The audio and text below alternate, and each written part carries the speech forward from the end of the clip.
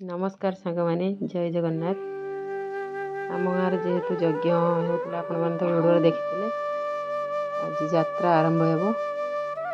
पुओ जेहेतु हॉस्टेल रे अच्छी से जाऊँगी पुओ को आने पहुँचली फोन कर बाप पुओ भी आसीगले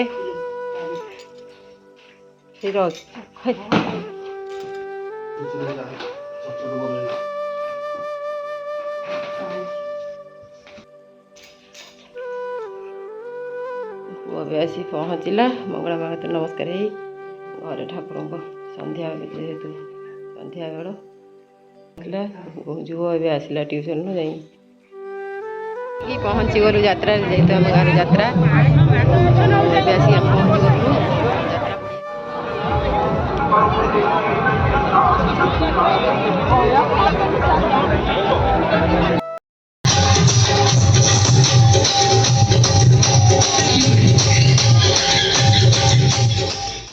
आम मैंने यात्रा देखिकी आसला मैंने रेस्ट करूँ आमर से देईर गोटे बड़ देईर लक्ष्मी पूजा होता अरुआ भात डालमा खटा होता बाप झील पुओ बस खाऊँ आ गुडुली की देखु केमी चंदन लगे गुडुली कौ नना चंदन लगे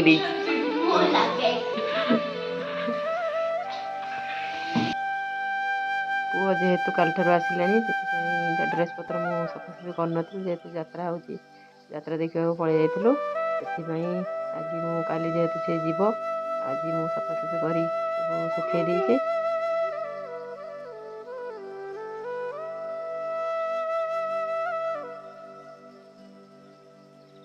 जेहेतु काली गुरुवार थिला आईष हो नाला आज जेहेतु शुक्रवार बाबा जाई चिकेन आनते चिकेन रोसे सरला चिकेनटा रोसे तार देखे पाइली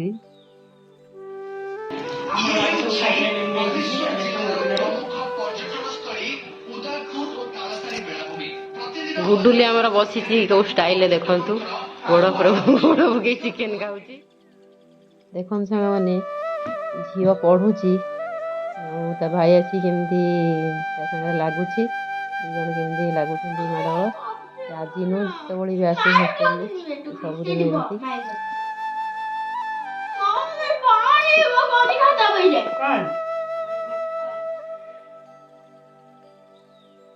तो सांग मैंने पुओ काली जेहेतु हस्टेल पलैब पैंट सार्ट आज सब पैक कर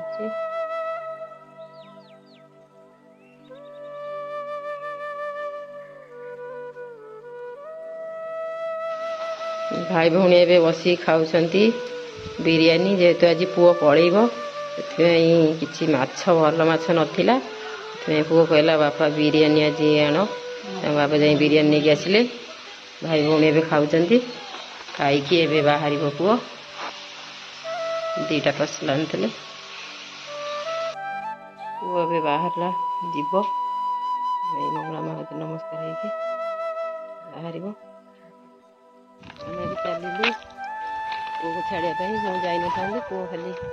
मन दुख कला मामा चली छाड़ी आसू चली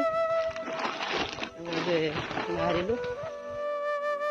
सांग मैंने मुझे भी केन्द्रापड़ा जाए पुओ को छाड़ापी जाए बलदेव जी को दर्शन करके जाए ये हूँ बलदेव जी गरुड़ स्तंभ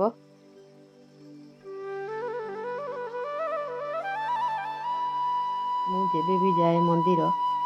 मो सख्य अनुसार जी जहाँ हो मंदिर बाहर बसता बाबा माँ को देके आसे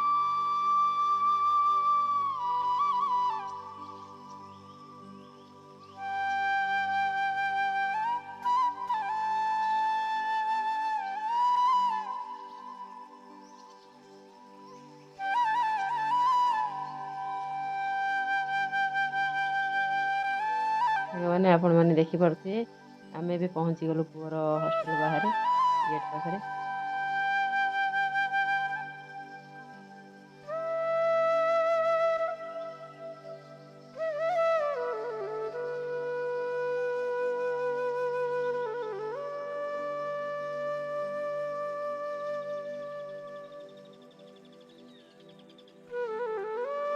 ଦେଖନ୍ତୁ ସାଙ୍ଗମାନେ ତାଙ୍କ ଗ୍ରାଉଣ୍ଡରେ ଆଜି ଗୋଟେ ଫଙ୍କସନ୍ ଅଛି।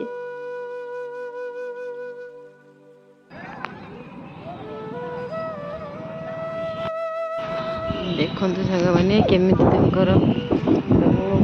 ଫଙ୍କସନ୍ରେ ଦେଖନ୍ତୁ କେମିତି ସବୁ ଠାକୁର ଘର ଭିତରେ ହଷ୍ଟେଲ ଭିତରେ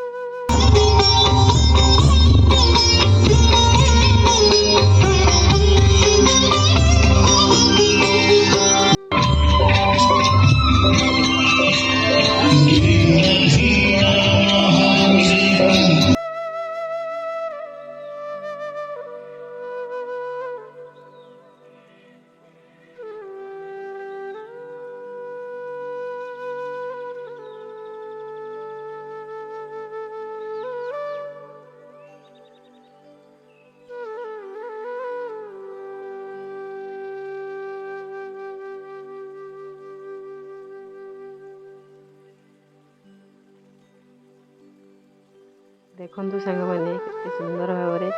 ଆୟୋଜନ ସବୁ କରାଯାଇଛି।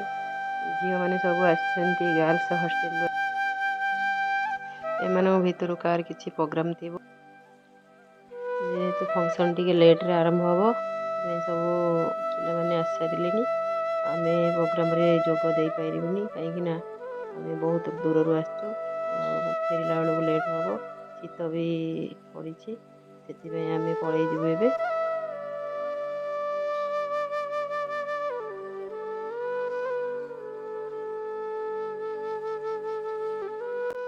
ପୁଅକୁ ଏବେ ଛାଡ଼ିକି ଆମେ ଏବେ ବାହାରିଲୁ। ଆଉ ପୁଅ ଯେହେତୁ ମନ ଦୁଃଖ କରୁଥିଲା, ଯେହେତୁ ଘରେ ରହିଯାଇଥିଲା 4 ଦିନ, ଭଲ ଲାଗୁନି, ମୋତେ ବି ଭଲ ଲାଗୁନଥିଲା, ତଥାପି ଆମକୁ ଯିବାକୁ ପଡ଼ିବ। ଆମେ ଏବେ ବାହାରିଲୁ।